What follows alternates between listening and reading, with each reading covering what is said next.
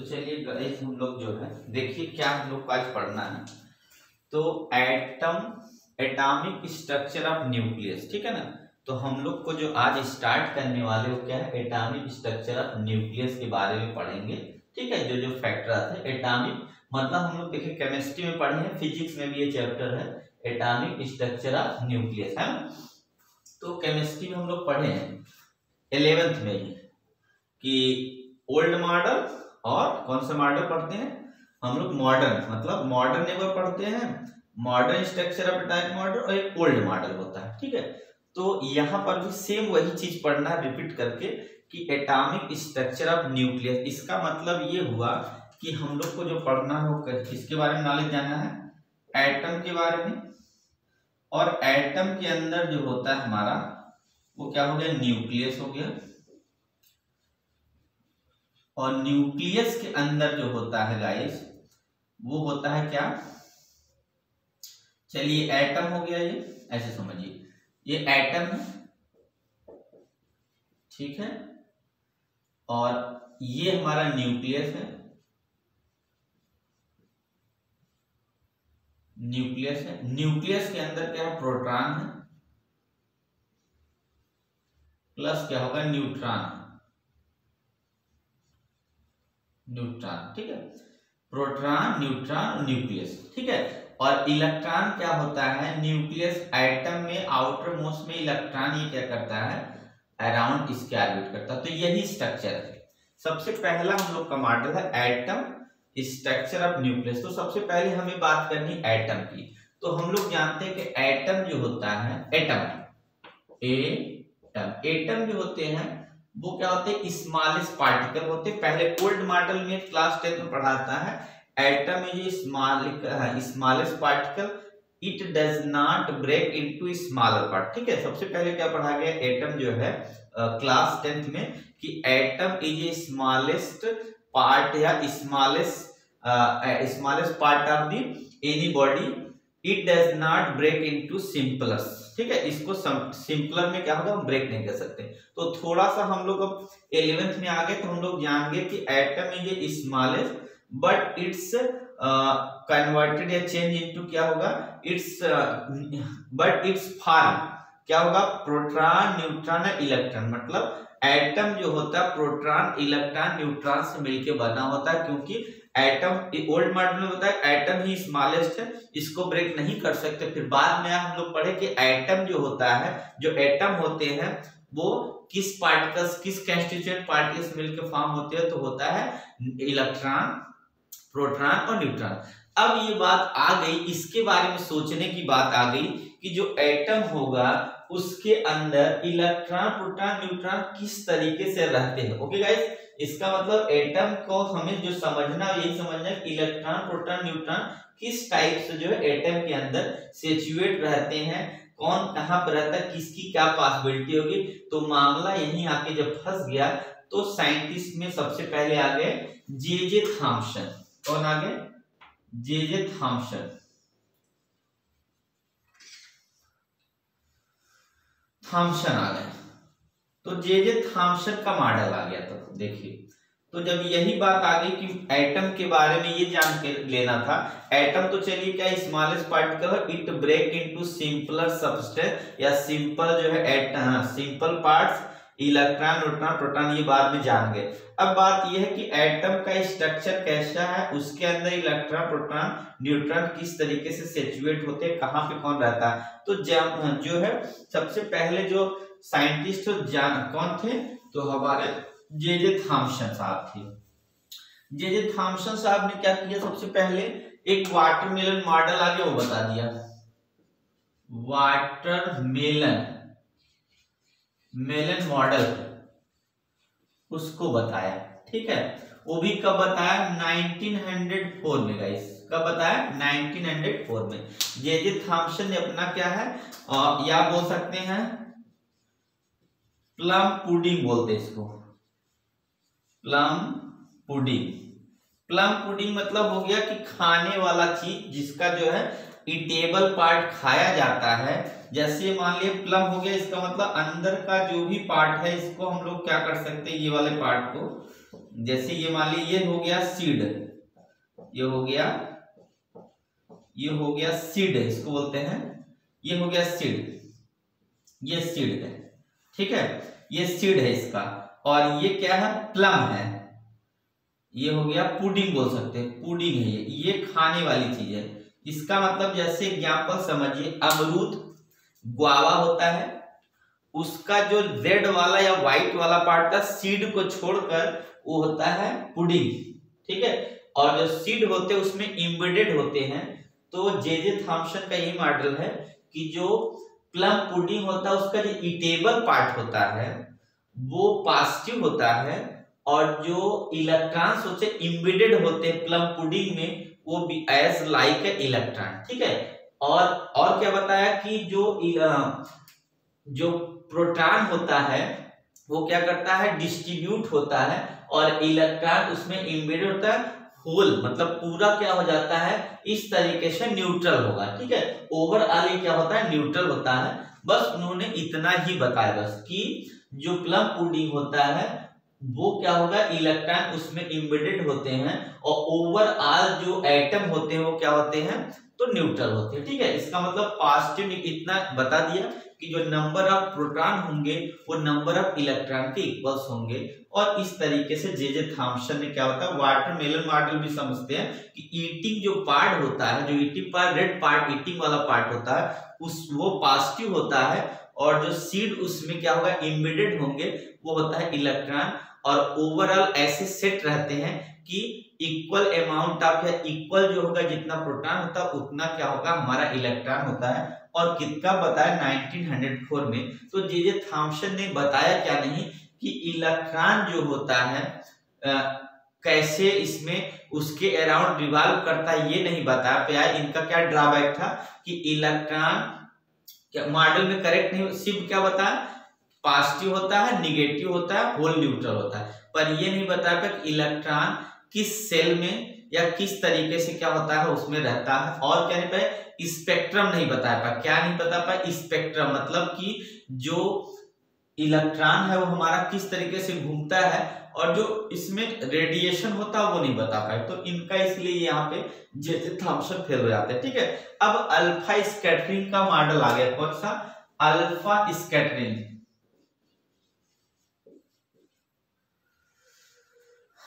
Scattering model आ गया, या experiment बोल सकते हैं, एक्सपेरिमेंट, अल्फा एक्सपेरिमेंट होता है।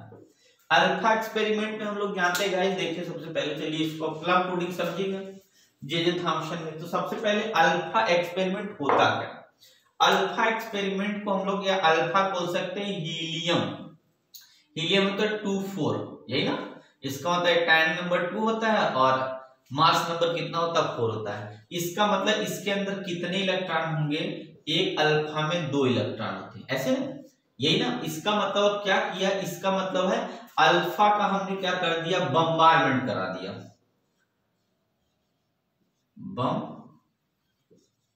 बम्बारमेंट।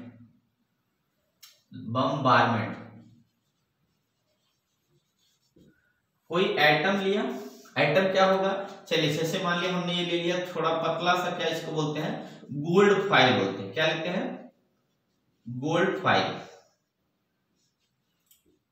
गोल्ड फाइल ले लिया। और अल्फा रोटगन होता है, उससे क्या है, हाईली एसिलेटेड अल्फा पार्टिकल का क्या करा दिया, यहाँ पे बम्बारमेंट करा दिया गाइस, ठीक है। बात समझिए, अल्फा पार्टिकल होता है 2 इलेक्ट्रॉन का हीलियम होता है, और इसका हम जब बम्बारमेंट करा देंगे किसी रोटगन, मान लीजिए किसी ऑक्सीलेटर से, तो ये क्या करेगा, जब गोल्ड फाइल पे पड़ेगा तो गोल्ड फाइल के अंदर ऐसे कई बहुत सारे करोड़ों एटम होते हैं।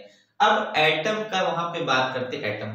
तो क्या देखा गया कि जब अल्फा पार्टिकल का बम्बारमेंट किया गया, तो मान लिया अब इसको थोड़ा बड़ा बना ले यहाँ पे ऐसे, तो क्या देखा कि अल्फा पार्टिकल जैसे ये आते हैं और यहाँ से ऐसे चले जाते हैं, फिर यहाँ से जो अल्फा पड़े ऐसे चले जाएंगे, कुछ अल्फा पार्टिकल ऐसे चले जाएंगे, कुछ यहाँ से ऐसे चले जाएंगे, कुछ जो ऐसे आके और वापस आ गए, कुछ ऐसे गए 90 डिग्री चले गए, कुछ ऐसे गए 90 डिग्री। तो ये देखिए अल्फा पार्टिकल की कंडीशन, ये सब अल्फा पार्टिकल है और ये इनका डायरेक्शन है, ये इनका डायरेक्शन है।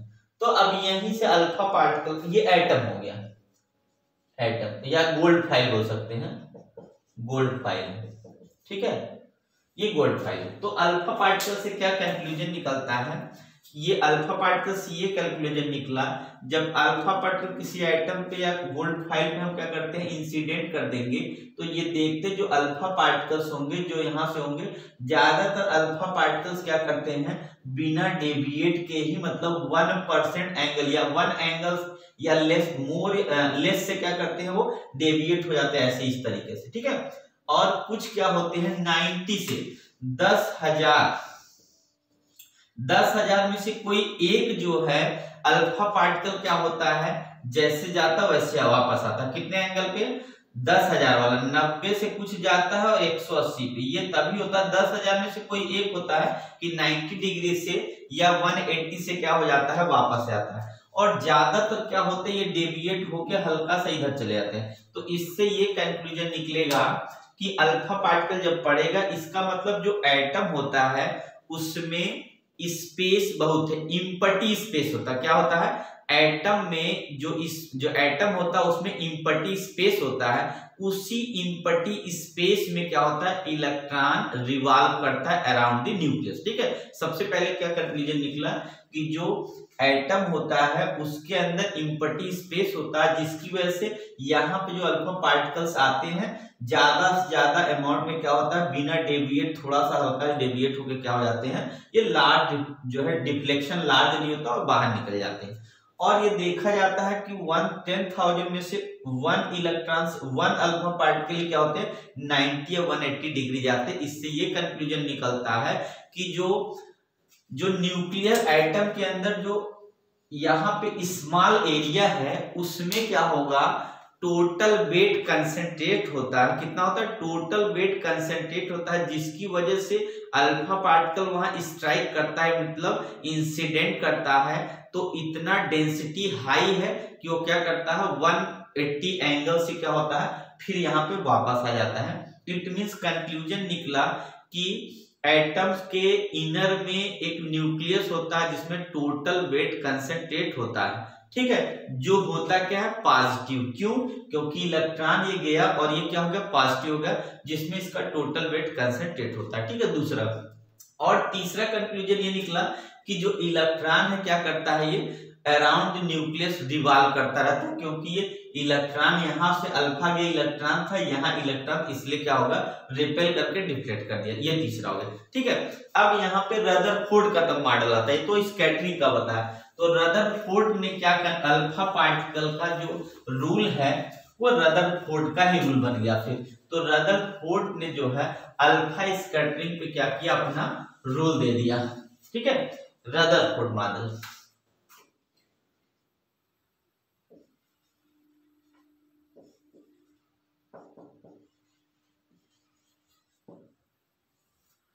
रदरफोर्ड मॉडल, तो रदरफोर्ड जो मॉडल था उसमें क्या हुआ, कोई एटम है और यहाँ पे ये चला ऐसे निकल गया, ये चला ऐसे निकल गया, फिर ये चला ऐसे निकल गया, ये चला ऐसे निकल गया, और एक चला ऐसे, फिर वापस आ गया, चलिए ऐसे ऐसे गया, ऐसे आ गया, ठीक है। इस तरीके से जो है ये एटम है।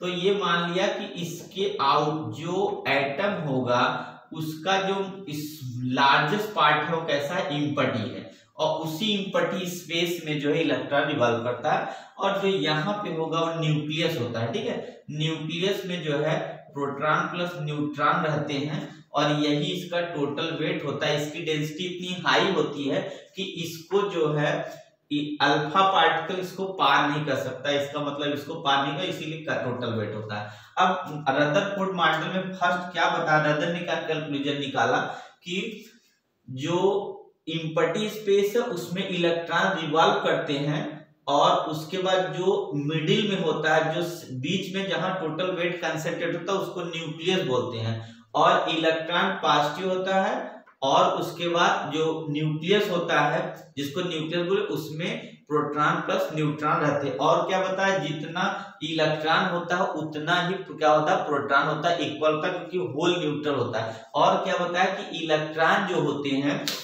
जो इलेक्ट्रॉन है वो क्या करते हैं, रिवॉल्व करते हैं। आप कंटीन्यूअस क्या करते हैं, अपनी एनर्जी को डिसइंटीग्रेट करते हैं, इसमें इवॉल्व करते हैं। मतलब इलेक्ट्रॉन जिस सेल में घूमते हैं, या उन्होंने सेल का नहीं बात कहा, बोला कि इलेक्ट्रॉन कंटीन्यूअस घूमते रहते हैं न्यूक्लियस के अराउंड, और क्या करते हैं, एनर्जी का रेडिएशन, वो भी कंटीन्यूअस एनर्जी के। और कंटीन्यूअस का मतलब ये होता है कि लगातार करने से क्या होगा, इसकी एटम की साइज क्या होगी, डिक्रीज करेगी। और ये यहां तक बता दे, ठीक है। अब इनका पास्टुलेट सुन लीजिए। ये तो इनका कंडीशन है, न्यूक्लियस बता दिया, इलेक्ट्रॉन जो है अराउंड द न्यूक्लियस रिवॉल्व करते हैं, दोनों की क्या होती है, एक पास्टुलेट निगेटिव होती है, जिसकी वजह से होल न्यूट्रल होता है। और यहाँ क्या होगा बता दिया कि जो इलेक्ट्रॉन होते हैं काइनेटिक्स अपनी एनर्जी को डिसइंटीग्रेट करते हैं, ठीक है। तो इनका पास्टुलेट का ये क्या नहीं बता पाया, इन्होंने नहीं बता पाया क्या होगा, लाइन स्पेक्ट्रम। क्या है, लाइन स्पेक्ट्रम नहीं बताया, लाइन स्पेक्ट्रम नहीं बता पाया। एक चीज ये फेल हो गई इन्होंने। और दूसरा क्या बता दिया, कंटीन्यूअस था। तो यहां क्या है, स्टेशनरी जो है, स्टेशनरी होते हैं। आप जो इलेक्ट्रॉन होते हैं क्या होते हैं, स्टेशनरी होते हैं। मतलब होगा कंटीन्यूअस डिसइंटीग्रेट नहीं करते हैं, फिक्स जो है फ्रीक्वेंसी, फिक्स फ्रीक्वेंसी का रेडिएशन होता है। क्या होता है, फिक्स फ्रीक्वेंसी का ही रेडिएशन होता है। इट मींस क्या होगा कि इन्होंने क्या नहीं बता पाया कि लाइन स्पेक्ट्रम क्या होगा, इसका मतलब लाइन स्पेक्ट्रम नहीं पता एक चीज, और दूसरा या हाइड्रोजन स्पेक्ट्रम नहीं बता पाया, ये भी कर सकते हैं। क्यों हाइड्रोजन स्पेक्ट्रम का मतलब समझते हैं, इसका मतलब है जब इलेक्ट्रॉन करेगा क्या कि लोअर या ग्राउंड स्टेट से एक्साइटेड स्टेट में जाएगा, फिर उसके बाद दूसरे से तीसरे सेल में जाएगा, तो डिफरेंट टाइप का क्या होगा, फ्रीक्वेंसी होगा, जिसको लाइन स्पेक्ट्रम मतलब है एक ही टाइप की एनर्जी दिखती है। जो कि हाइड्रोजन स्पेक्ट्रम बहुत सी अलग अलग डिफरेंट जो हल्की हल्की फ्रीक्वेंसी के अलग अलग कलर दिखता है, स्पेक्ट्रम दिखता है, वो इन्होंने नहीं बताता। और यहाँ पे स्टेशनरी का मतलब ये हुआ कि जो भी इलेक्ट्रॉन रिवॉल्व करता है जिस सेल में, उसका एनर्जी फिक्स होता है। मतलब वो एक तरह से उस सेल में क्या होता है, स्टेशनरी माना जाता है, फिक्स माना जाता है, और एनर्जी को रेडिएट नहीं करता है। तो इन्होंने बताया कंटीन्यूअस करता है, जो कि यही फेल हो गए कि कंटीन्यूअस नहीं करता, क्योंकि जो इलेक्ट्रॉन जो भी यहाँ पे एटम होगा उसकी फिक्स एनर्जी होती है, और फिक्स और रेडिएशन ही दे सकता है। कंटीन्यूअस डिफरेंट रेडिएशन का जो है लाइट नहीं प्रोड्यूस करता। और यहाँ से ठीक है, तो ये फेल हो गए। तो आए हमारे लास्ट जो है साइंटिस्ट कौन आए, तो रदरफोर्ड आ गए। अरे रदरफोर्ड कह रहे, बोर्ड्स आ गए। अब कौन आया, बोर्ड्स, बोहर जिसको बोलते हैं, बोर्ड्स मॉडल आ गया। कौन आ गया, बोहर मॉडल बोले या बोर्ड्स बोले, ठीक है। अब इन्होंने क्या कंक्लूजन शुरू कर दिया बताना, देखिएगा बोहर ने क्या बताया, बोर्ड्स ने क्या बताया। रदरफोर्ड तो सही थे ही अपनी जगह, उन्होंने बताया कि इलेक्ट्रॉन क्या होता है, फ्री स्पेस में रहता है, जिसको न्यूक्लियर है, जिसको हम बोलते हैं ऑर्बिट, और उसी ऑर्बिट में रिवॉल्व करता है, और एनर्जी को क्या करता है, वो रेडिएट की नहीं बात बोले, उन्होंने कहा एक जो है क्वांटाइजेशन एनर्जी की कंडीशन दिया। क्या दिया, क्वांटाइजेशन जो है एनर्जी दिया, क्वांटाइजेशन एनर्जी का रूल दिया, वो होता है mvr इक्वल टू NH/2π। इन्होंने ये रूल दे डाला, इसी से इनका प्रूफ हो गया। इसका मतलब क्या है, सबसे पहले इन्होंने बताया कि जो भी क्या होगा, जो भी इलेक्ट्रॉन है वो mvr मतलब m मास होगा उस इलेक्ट्रॉन का, v वेलोसिटी r ऑर्बिट में घूमेंगे, और NH/2π के इंटीग्रल हो गए। इट मींस जिस सेल में इलेक्ट्रॉन होगा उस सेल की एनर्जी NH/2π होगा, और वो एनर्जी रेडिएट नहीं करता है। रेडिएट तब करेगा जब वो ग्राउंड से एक्साइटेड स्टेट में जाएगा, इट मींस अपने सेल को छोड़कर किसी और सेल में जाएगा, और जिसकी वैल्यू हो जाएगी E equal to higher energy state to lower energy state. H nu is equal to E2 minus E1 और nu is equal to E2 minus E1 upon H. और एच क्या है, इन्होंने किसका हेल्प लिया, तो प्लांक क्वांटम थ्योरी का help लिया। इन्होंने किसका ले लिया हेल्प, बोर्ड्स ने लिया प्लांक क्वांटम, प्लैंक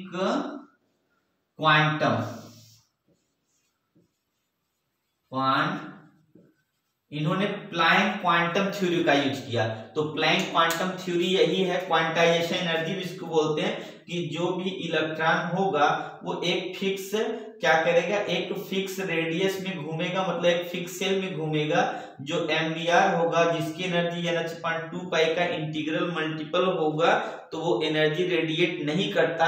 वो एनर्जी तब रेडिएट करेगा जब अपना सेल क्या करेगा, छोड़कर अपर सेल में जाएगा और उसी के डिफरेंस के एनर्जी के इक्वल क्या करेगा, रेडिएशन करेगा।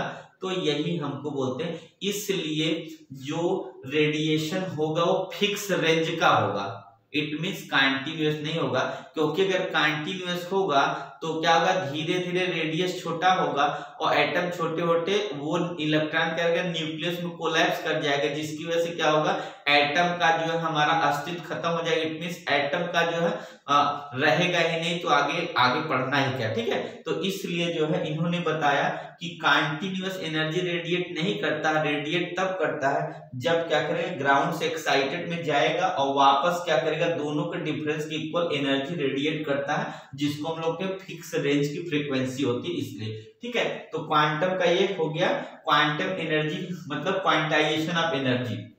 और इन्होंने क्या बता दिया, तो इन्होंने इसको लेके मेन बता दिया, ठीक है। और आगे का जो है कि इलेक्ट्रॉन जो है सेल में घूमते हैं और स्टेशनरी होते हैं, बताया कि जिस सेल में घूमेंगे वो स्टेशनरी होंगे। तो दूसरा ये हो गया, ठीक है। स्पेक्ट्रल लाइन की बताए तो हाइड्रोजन की स्पेक्ट्रम लाइन के लिए इन्होंने रूल दे दिया कि जब हम क्या करेंगे, इलेक्ट्रॉन क्या करेगा कि न्यूक्लियस की तरफ जाएगा, या हमारा इलेक्ट्रॉन का अल्फा पार्टिकल, तो इसको बोलते हैं क्लोज सेट। क्लोज सेट क्या होता है,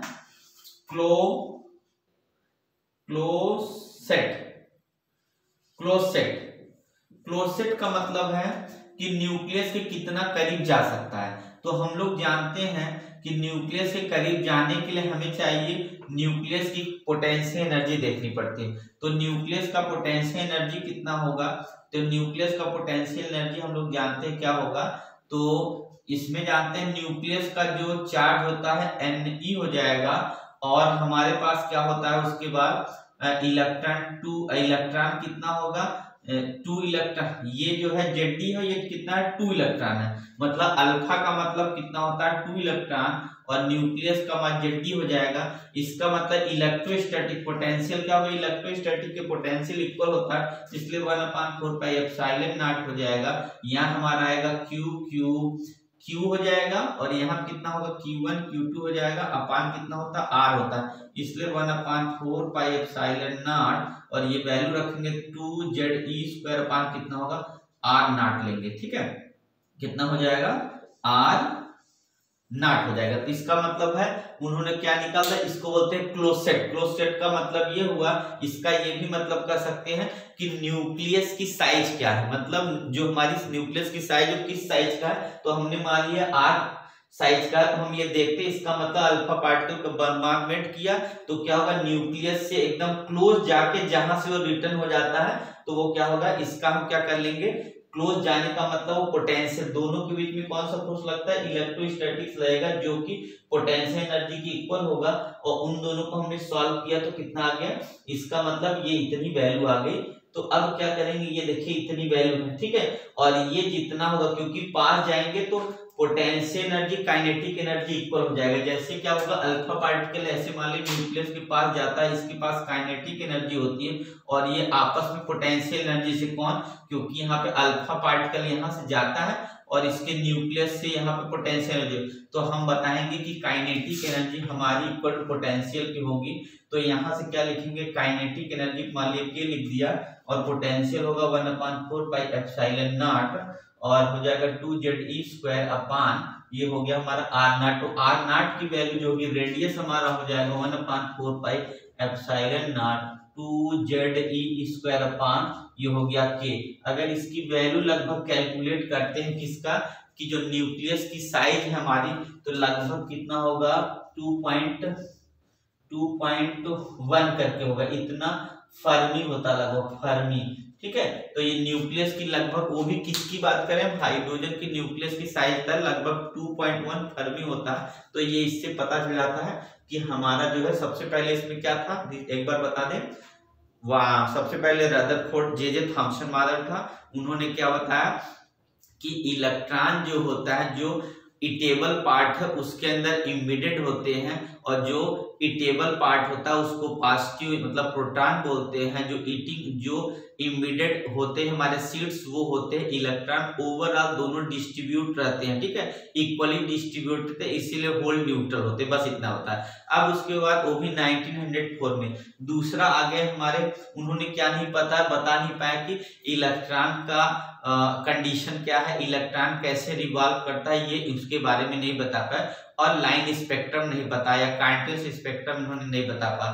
तो नाम आ गया जिसके, उसके बाद अल्फा स्पेक्ट्रिंग कराया गया। अल्फा स्पेक्ट्रिंग कराने से पता चला कि गोल्ड फाइल पे कराया, तो गोल्ड फाइल पे देखा गया कि मैक्सिमम जो है अल्फा पार्टिकल्स क्या करते हैं, 1 डिग्री या उससे लेस एंगल पे क्या होता है, वो डेविएट कर जाते हैं, और लगभग जो है 10,000 में से एक अल्फा पार्टिकल देखते हैं 180 से वापस आ गया और कुछ 90 चला जाता है। तो ये कंक्लूजन निकल गया कि न्यूक्लियस के अंदर का जो एटम के अंदर का जो पार्ट होता है वो ज्यादातर इम्पटी है, उसी इम्पटी स्पेस में हमारा रहता है। इलेक्ट्रॉन जो न्यूक्लियस के अराउंड क्या करता है, या अंदर वाले पार्ट के अराउंड क्या करता है, रिवॉल्व करता रहता है, और उसका मान लो उसने, और एनर्जी हमेशा रेडिएट करता रहता है। ये रदरफोर्ड का मॉडल है। और जो है, जो कंसंट्रेटेड पार्ट है उसमें टोटल वेट कंसंट्रेट करता है, जिसको हम लोग क्या करते हैं, प्रोटॉन करते हैं। जितना नंबर ऑफ इलेक्ट्रॉन होगा, मतलब जितना चार्ज इलेक्ट्रॉन का उतना ही चार्ज क्या होगा, प्रोटॉन